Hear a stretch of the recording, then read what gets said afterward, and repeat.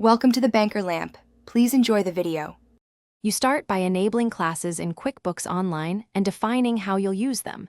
This matters because classes become the primary segment for reporting. Once done, choose a consistent hierarchy, departments, locations, or projects, and document it. You then map existing accounts and common items to those classes so new entries fit the schema. Make sure to set a company preference for class tracking on transactions. This prevents missed data at scale and keeps reports accurate as you proceed. Now you apply classes directly to transactions. Invoices, bills, expenses, checks, and journal entries. Each line can carry its own class for precision. Once you encounter mixed transactions, you split lines to tag multiple classes so income and expenses allocate correctly. You also establish simple user rules.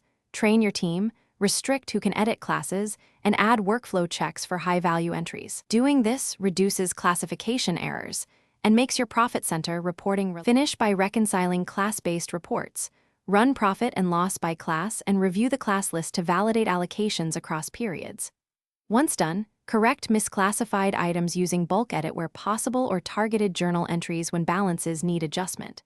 If totals don't match expected results, check your class mappings, report filters, and transaction dates. These are the usual culprits. One key troubleshooting tip: if you still see discrepancies, isolate a sample month and trace each transaction line to pin the error quickly. Thanks for watching. If this was helpful, leave a like and consider subscribing. See you next time.